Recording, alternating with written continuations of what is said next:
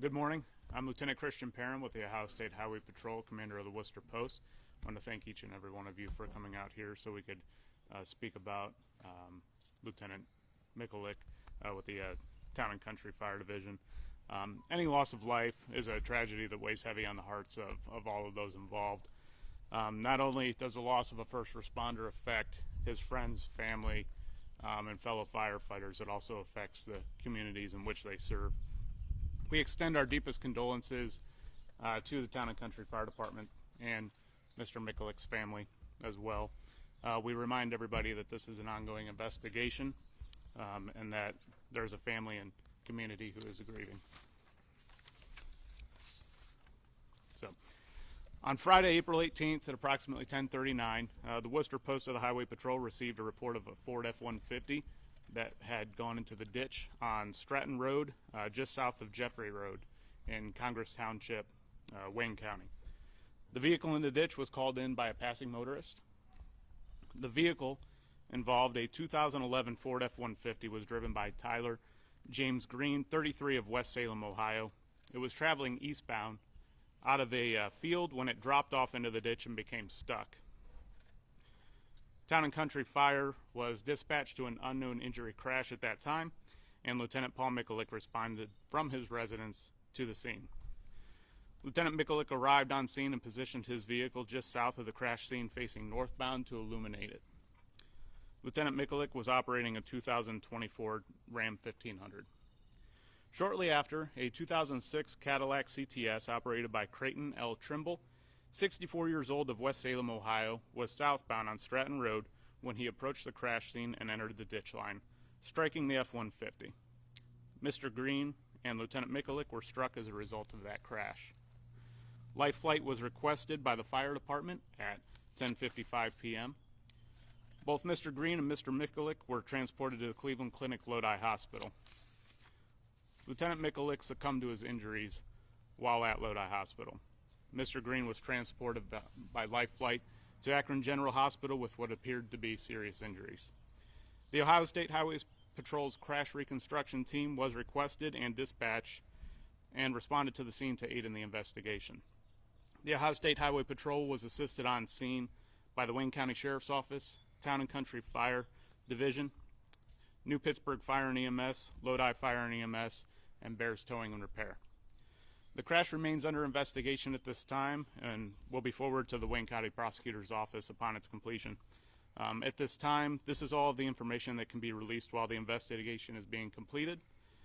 These types of matters do take time, and we owe it to the family and community to complete a thorough investigation, so we ask for your patience while the investigation is completed.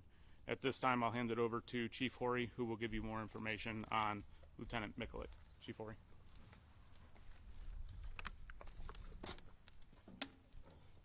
Chief Adam Horry, Town and Country Fire. I'm going to speak about Lieutenant Mickolick. Lieutenant Mickolick was a 5-year member of our department. He began his career as a volunteer in 2020 and was hired in full-time as a firefighter paramedic in June of 2022. Paul had spent 16 years as a flight paramedic with the Cleveland Clinic Critical Care Team prior to taking the full-time position. Paul loved his family. That included his wife Rachel and 2 children, Connor and Elise. It also included his dad Charles and brother Tanner.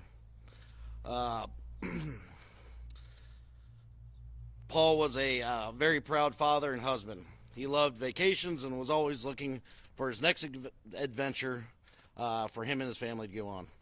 Paul was a huge Dave Matthews fan. He was so excited to announce that he made it to his 50th concert this past year. I'm pretty sure he did 2 concerts in the same weekend in different cities. Paul had a love for the job. He had a love for helping people. He was a phenomenal paramedic and an amazing teacher. He made everyone around him better. I'm sure we can line the streets with people who are still alive today because Paul was there for their emergency. Lastly, we can't talk about Paul without talking about his attitude and smile. He was always having fun, no matter how mundane the task, and to know Paul was to love Paul. I want to thank everybody for their support from the community, all the fire department personnel, the guys staffing our stations. While we prepared to lay Paul to rest, we couldn't do it with all that. Donations for the family can be made in person here at the firehouse at 60 North Lincoln Street. Make any checks payable to Rachel Mickolick. Or we also take cash donations that will go directly to the family. There's also a GoFundMe account that is available on our Town and Country Facebook page. I ask that we be mindful of his family at this time, give them the space and the respect they need to mourn his loss. At this time, I'll turn it back over to the State Patrol. I would like to remind everybody that the investigation is ongoing, so I will be very limited in the answers that I can give you, but I do have time for a couple of questions if you have them. For the driver that crashed into them, I believe you said it was Tremble was the name of the driver? Let me pull that information here for you.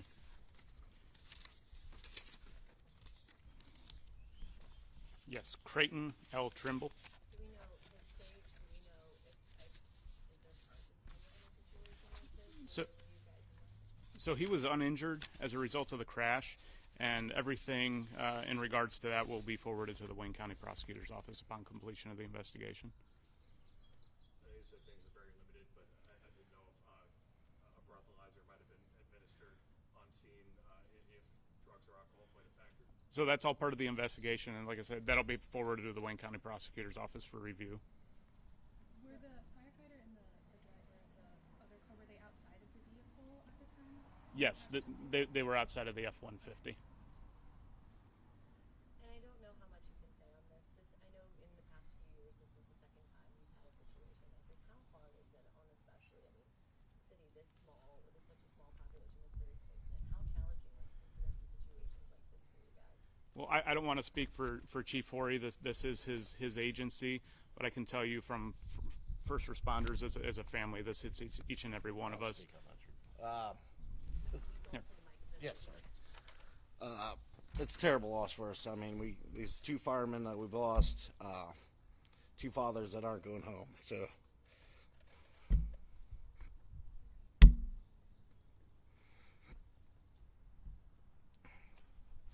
I just ask the drivers be mindful, move over, slow down, and pay attention, please. In a department, you're a family, especially in a department like this. How are you feeling right now, given the news? I think my emotions show what I'm feeling. So it's time I'd like to step away. I appreciate it. I have time for one more question. Are there any further questions? All right. I'd like to thank everybody for your time coming out here, and as we remember and pay our condolences to Lieutenant Mickolick. I appreciate it. Thank you.